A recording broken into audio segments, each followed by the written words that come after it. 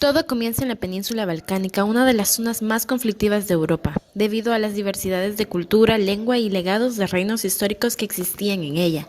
Han creado identidades nacionales que han tenido como consecuencia el derramamiento de mucha sangre a través de la historia.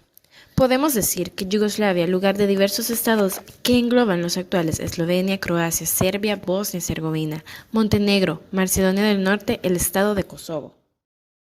1910 a 1913, el Reino de Serbia y el Reino de Montenegro, cristianos ortodoxos siguiendo el legado bizantino, había obtenido ya su independencia del Imperio Otomano. Croacia y Eslovenia pertenecían al Imperio Austrohúngaro, es decir, los más occidentalizados, y que adoptarían la religión católica. Por otra parte, Bosnia y Herzegovina, que había recibido la influencia musulmana de los otomanos, había sido anexionada también al Imperio Austrohúngaro hacia finales del siglo XIX. El Imperio Otomano, por otra parte, estaba en decadencia, sus territorios se aliaron y le arrebatan territorios europeos durante la Primera Guerra Balcánica y se los reparten entre Grecia, Serbia y Bulgaria. Al mismo tiempo se estaban desarrollando tensiones en Europa y como consecuencia dan paso a alianzas que finalizan con el asesinato del archiduque de Sarajevo. 1914 a 1918. Esta guerra comenzaría con la invasión austrohúngara. Serbia es natural que en el frente balcánico haya sido uno de los más hambrientos. Sin embargo, Serbia y Montenegro del bando de los aliados y expulsan a sus enemigos y llegar a una victoria tanto en el frente como en la guerra, como consecuencia de la desintegración del Imperio Austrohúngaro. Como consecuencia se formó el reino de los serbios, croatas y eslovenos, en la cual se unificaría Serbia y Montenegro sumando los territorios adquiridos de los austrohúngaros, los actuales Croacia, Eslovenia y Bosnia y Herzegovina, poniendo a Alejandro I como rey bajo un sistema de monarquía constitucional. A este periodo se le conoce con una fuerte inestabilidad política causada por la improvisación de la creación de un Estado en la que no hubo un adecuado diálogo entre los centros de poder. Además, la población sufrió un alto índice de pobreza ante el estancamiento de la reforma propuesta por todas las partes que pasarían a una monarquía absoluta, cambiándole el nombre al Reino de Yugoslavia. Reino de Yugoslavia con capital en Belgrado. Con el régimen autoritario las cosas no mejoraron. Se dieron unas ciertas represiones de parte de las minorías, dando paso a surgimientos de grupos insurgentes como la Tacha en Croacia y el Orín de Macedonia del Norte. Un integrante de estos asesinó al rey Alejandro de Marsella. El príncipe Pablo intentó descentralizar el poder y estar dispuesto al diálogo. Los conflictos internos continuaban y se agravarían al acercarse a las vísperas de la Segunda Guerra Mundial. El ambiente de tensión que se vivía en Europa dificultaba la decisión de neutralidad por la que se había optado y que se mantendría al estallar la guerra. Ante las presiones italo-alemanas que lo buscaban como aliado para apoyo de la invasión de Grecia, Pablo se debía unir al pacto tripartito. Por otro lado, cuando se realizó el golpe de Estado de 1941 en Yugoslavia, Pedro II terminaría con la regencia y rechazaría una alianza con el Eje como resultado una exitosa invasión a Yugoslavia que conllevaría al exilio del gobierno y al desmembramiento del país en diferentes estados satélites. Serbia, Teneric y el Estado independiente de Croacia que incluía la actual Bosnia, ambos títeres de Alemania, y el Estado de Montenegro, que era títere de la Italia fascista. En cuanto a Macedonia del Norte y Eslovenia, serían anexionadas por Bulgaria e Italia, respectivamente. Es ahí donde surgen los partisanos, que eran una resistencia yugoslava que se quedaron a defender el territorio, liderados por Josip Broz Tito. En el periodo de gobierno de Josip Broz Tito, luego de su elección en el 45, se pueden mencionar datos bastante importantes para poder entender cómo funcionaba el sistema político. En el 46, bajo un modelo soviético, se instaura la nueva constitución reflejada como una de las más democráticas, instaurando en ella el federalismo, el bicamerismo, la dirección colegiada del Estado y la proclamación de amplios derechos de los ciudadanos. Pero en realidad se trataba más de la imposición de un partido único que era liderado por Tito. La nueva Yugoslavia entonces estaba formada por 6 repúblicas federadas, que eran Croacia, Serbia, Eslovenia, Bosnia y Herzegovina, Montenegro, Macedonia y las regiones autónomas de Kosovo y la Voivodina. Dada la pluralidad de los nacionalismos, se añade que se hablaban 3 lenguas, el serbo-croata, el esloveno y el macedonio, que habían 3 religiones, que eran la ortodoxa, la católica y la musulmana, y que existían 2 alfabetos, que eran el latino y el cirílico. En ese rompecabezas, Tito persiguió un único objetivo, que era entonces convivir en una unidad y una fraternidad. Durante su mandato, siguiendo el modelo soviético, se introdujeron planes que incluyeron reformas agrarias, a la agricultura, colectivizaciones forzosas, control de precios, entre otros, que a la larga no funcionaron bien. Uno de los hechos que más va a influir es la ruptura con Moscú en 1948. En este punto las relaciones con Stalin fueron bastante personales, de espionaje, de amenazas y escalaron casi a conflictos, y es en donde Tito emprende entonces una política muy personalista para proteger los intereses de Yugoslavia. Las diferentes reformas que se pusieron en marcha en la Yugoslavia de Tito, unas veces que favorecían a la planificación y otras en tanto que a la economía de mercado, no resolvieron las reivindicaciones nacionalistas. La última década del régimen de Tito se caracterizó entonces por una profunda crisis tanto económica como política. El aumento de los poderes de las repúblicas creó un abismo entre ellas. Las rivalidades ya no eran solo de carácter étnico, cultural o religioso, sino que también por la lucha del poder, que dieron lugar al nacimiento de burocracias nacionales que se constituyeron entonces en centros rivales de poder.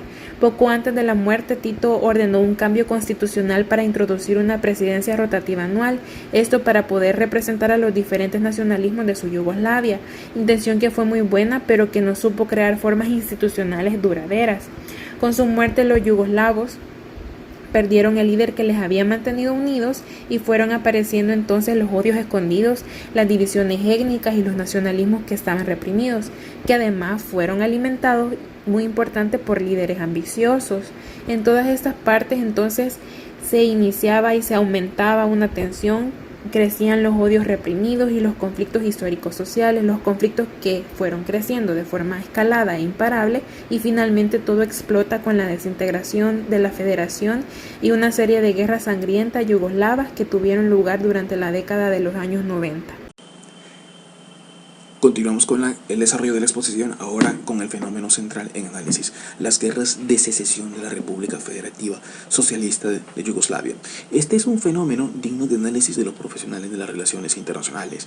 Como ya hemos visto, esta unidad política estatal estuvo presidida por un gran líder croata, quien fue Josip Broz Tito, quien tuvo habilidades para amalgamar un proyecto unificador casi imposible de integrar por sus variantes étnico-religiosas. Durante los años 1980, Yugoslavia vivió una década de mucha inestabilidad política, social, económica, marcada por el contexto internacional. El fenómeno del progresivo debilitamiento de la Unión Soviética fue un termómetro externo de los cambios internos suscitados en la Federación Socialista Yugoslava, y cuya línea de tiempo alcanza su punto álgido con la caída del muro de Berlín, representando el debilitamiento final del Pacto de Varsovia y el gradual pero acelerado ascenso de las repúblicas socialistas soviéticas a la vida independiente, siendo este fenómeno un combustible de alta potencia que impulsó a los nacionalismos internos en Yugoslavia a replicar tales hazañas independentistas. Coincide con el ascenso de la figura política presidencial de Slobodan Milosevic, serbio de corte marcial, quien comprende que el modelo integrador de la unidad político-estatal de Yugoslavia parece haber llegado a un estadio de obsolescencia. Inteligentemente considera que debe velar por su etnia serbia, por su identificación religiosa católica y por todo su pueblo que se encuentra diseminado por toda la Yugoslavia estatal, lo que es un motor justificatorio para emprender la lucha expansionista de Serbia sobre un posible escenario de disolución federal. Previo a los conflictos surgen las propuestas de remodelación de la República Federativa Socialista de Yugoslavia hacia una confederación o federación, propuesta croato-eslovena, en las cuales las repúblicas serían más autónomas en todos los aspectos de la vida estatal, y con el importante cambio de esa autosuficiencia socialista para ser sustituida por economías de mercado más abiertas al modelo de la Comunidad Europea. Obviamente, esto representaba una real y significativa pérdida de poder por parte de Serbia, y Milosevic trataría de impedirlo. Para ello, Milosevic prepara un plan militar contingencial para abolir cualquier intento de separación. Es importante destacar dos componentes militares en esta historia.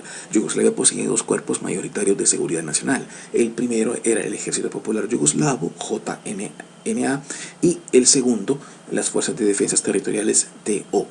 el cual estaba conformado por miembros serbios en minoría y miembros de cada república integrante de la ex Yugoslavia mayoritariamente, una subunidad de defensa nacional más civil y menos profesional. En 1991 se produce el rompimiento de la tensión y se origina el primer conflicto, la Guerra de los 10 días o Guerra de Independencia de Eslovenia. Milosevic considera que Eslovenia no tiene la fuerza para resistir el avance formal de las tropas del Ejército Popular y, preocupado un poco más por el efecto dominó que se creará casi de inmediato en Croacia de mayor población y capacidad de respuesta, y siempre por la vía del levantamiento insurrecto de las fuerzas territoriales, decide concentrar recursos focalizados contra Croacia.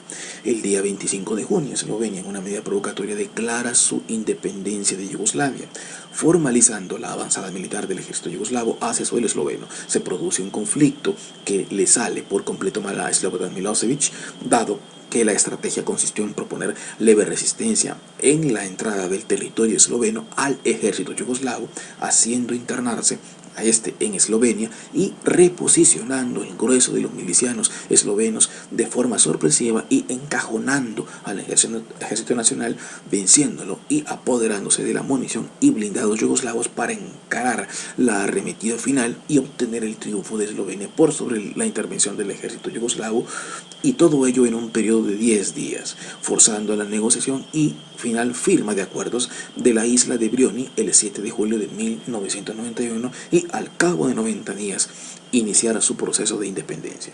La guerra croata de independencia de 1995, seguidamente a la guerra eslovena, se produce el fenómeno con efecto dominó en el conflicto de Croacia. El día 25 de junio se produjo de forma simultánea a la declaratoria eslovena la proclama de independencia unilateral croata. En suelo croata había muchos serbios sedentarizados desde el reino de Yugoslavia. Estos no deseaban la desintegración de Yugoslavia, pero no veían mal la separación de la porción territorial donde habitaban para ser anexada a Serbia como un territorio independiente, la República de Krajina en específico, pero la inmensa mayoría era croata. Estos estaban dispuestos a luchar ferozmente para conseguir el objetivo de independencia de su territorio. Esta guerra fue particularmente brutal. Croacia era una república con un estándar de vida relativamente alto y el nivel industrializado más desarrollado de toda la República Federativa Socialista de Yugoslavia. Por ello, este proceso de guerra fue muy seguido por el mundo entero, dada la crueldad de la guerra como tal. La movilización militar para esta guerra atrajo a la atención de las Naciones Unidas y esta, en un intento de reducir un desenlace cruento, aplicó un embargo de armamento a ambos lados, pero afectó más al lado croata, dada su clara desventaja militar frente al ejército nacional yugoslavo. Esto instó al contrabando de armas como opción de reabastecimiento de artillería y municiones para suplir el incautaje de la ONU. La amenaza de una cruenta guerra más la no complicidad por parte de soldados macedonios, albaneses y bosnios contra croatas provocó la deserción de un 10% de los efectivos militares del ejército popular yugoslavo. Las batallas de Dalmacia, Vukovar dieron inicio al punto más álgido de las hostilidades. Para finales de 1991 los desplazados superaban las 500.000 personas en ambos lados. El término limpieza étnica fue acuñado en esta guerra. El asedio serbio se intensificó en los meses de octubre y noviembre del mismo año, en específico sobre Vukovar, punto neurálgico de la guerra. El 19 de diciembre de 1991, durante la fase madura de la guerra, las regiones autónomas serbias de Krajina y Eslavonia Occidental se autoproclamaron independientes como la República Serbia de Krajina a comienzos de noviembre de 1992. Un alto al fuego permitió que la diplomacia internacional interviniera para resolver la guerra a través de la vía del diálogo. Este conflicto mutó a actos terroristas tales como la colocación de bombas en edificios públicos de Zagreb con la intención de matar a cuantos líderes políticos fuera posible, y la intervención de las Naciones Unidas sobre terreno mermó el desenfreno del conflicto. El conflicto se prolongó 3 años más, hasta mediados de 1995, y es cuando Croacia, mediante la Operación Tormenta, logró expulsar al ejército serbio y controlar los territorios orientales y occidentales, dejando así no solamente a los serbios armados fuera, sino también a civiles por igual, 250.000 en total. la guerra bosnia de 1992 a 1995. En el 1991 el conflicto iniciado por las dos primeras repúblicas permeó también a la región de Bosnia y Herzegovina, en donde en este conflicto se suscitaron en dos tiempos. Estos tiempos fueron de forma concéntrica, en el cual interactuaron tres facciones: los serbios de Bosnia y Herzegovina, los croatas bosnios y los bosnios musulmanes, cuyas diferencias eran por confesión, estando segmentados en las regiones ortodoxas, católicas y musulmanas respectivamente. Por mucho, este fue el conflicto más sangriento de la guerra de Yugoslavia, con verdaderos y auténticos episodios de limpieza étnica, la masacre de Srebrenica y de Ahmići, además de violaciones masivas a las mujeres bosnias. Importantes ciudades fueron asediadas, saqueadas y destruidas durante años, como fueron los asedios a Sarajevo. Se cree que alrededor de 100.000 personas murieron de forma violenta. Esta cruenta guerra finalizó con los acuerdos de Dayton firmados el 21 de noviembre de 1995. La versión final del acuerdo de paz fue firmada el 14 de diciembre de 1995 en París. Con el acuerdo de Ohrid, los rebeldes acordaron el cese del fuego en junio. Sin embargo, hubo otros acuerdos en agosto, antes de concluir uno definitivo en enero de 2002. En el marco del acuerdo de Ohrid, el gobierno macedonio hizo fiel compromiso de respetar a la población albanesa, cuyo ascenso era del 25.3% de la población total. La guerra croata-bosnia de 1992 a 1994, esta es otra fragmentación ocurrida al interior de una república integrante de Yugoslavia. Los bosnios croatas en contra de los bosnios serbios. La solución propuesta para esta guerra, que comprendió entre el 19 de junio de 1993 al 23 de febrero de 1994 en los acuerdos de Kardovevo, que consistía en fragmentar a Bosnia-Herzegovina en pequeñas repúblicas bosnio-croatas y serbo-bosnias. Esta fue desestimada. Esta es una guerra continua y sin estación. Es una guerra con más de 67.000 muertos. Con los acuerdos de Washington del 23 de febrero de 1994 finalizó el conflicto y surgió la Federación de Bosnia y Herzegovina. La guerra de Kosovo de 1998 a 1999, para este caso el prisma de las guerras balcánicas, se traslada al territorio de Kosovo, República de Macedonia. Este está caracterizado por ser una zona de tensión política y racial entre gobiernos de eslavos y la minoría de albaneses que buscan autonomía e independencia. Los separatistas albaneses del Ejército de la Liberación de Kosovo protagonizaron encarnizados combates contra las fuerzas de seguridad yugoslavas. Ya desde tiempo el conflicto tenía una notable intensidad. La guerra en el territorio de Kosovo terminó con los bombardeos de la OTAN contra la República Federal de Yugoslavia, que en este caso seguía siendo Serbia y Montenegro. La inmersión en el conflicto por parte de la OTAN fue realizada bajo el nombre de la clave Operación, o el nombre clave Operación Fuerza Aliada, acción anhelada por parte de muchos en esta guerra, quizá tardía, pero por parte de la organización transcontinental fue en un momento oportuno. Durante la ofensiva aérea de la OTAN, el número de bajas civiles fueron de 2.500 serbios. Esta es una guerra con muchas aristas sospechosas, nunca esclarecidas. La orden de abrir fuego por parte de la OTAN contra civiles jamás fue aclarada. Cabe mencionar que esta es la única guerra en la cual la OTAN ha obtenido un triunfo, aunque fue ante un rival muy debilitado. Kosovo declaró la unilateralidad de su independencia sin tener reconocimiento internacional al día de hoy. Después de la guerra kosovar, este territorio se convirtió en una inmensa instalación militar del ejército de Estados Unidos, viviendo este país en un limbo político internacional a día de hoy. La secesión pacífica de Macedonia en el año 2001, Macedonia proclamó su independencia el 8 de septiembre de 1991, pero a diferencia de los sucesos ocurridos en Eslovenia y Croacia, el ejército yugoslavo, controlado por serbios, no intervino en Macedonia, porque ello pudo suponer un conflicto con alto grado de hostilidad y fuera de control en algún momento, debido al posible involucramiento de hasta 5 países vecinos: Grecia, Albania, Serbia, Bulgaria y Turquía. Caso Grecia y Turquía, estos dos miembros de la OTAN, ya que ninguno de los países vecinos de Macedonia tomarían postura de neutralidad mientras otros se repartían este territorio, sin dejar de mencionar que este conflicto habría tenido carácter de alta intensidad y eso no era estratégico para el ejército yugoslavo. Aún así, Milosevic invade parcialmente a Macedonia, lo que hubiera podido provocar la entrada de Turquía en la guerra y a su vez como efecto dominó la entrada de Grecia por ser aliada de Serbia.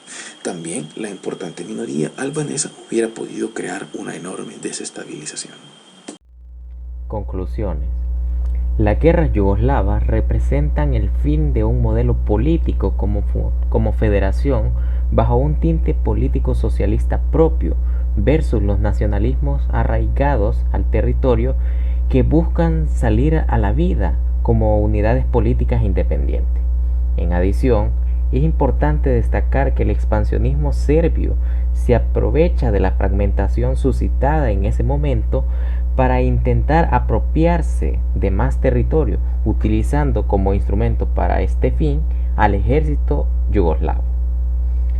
La naturaleza de estas guerras fue cruenta, dejando una estela de más de 150.000 muertes, personas desplazadas, ciudades destruidas, una economía insostenible, y es la peor guerra después de la Segunda Guerra Mundial en Europa. Como derivado de esta serie de conflictos, se dio la disolución de Yugoslavia. Después nacen Eslovenia, Croacia, Bosnia y Herzegovina y aún se mantiene fácticamente, pero no legalmente, Yugoslavia a través de Montenegro y Serbia.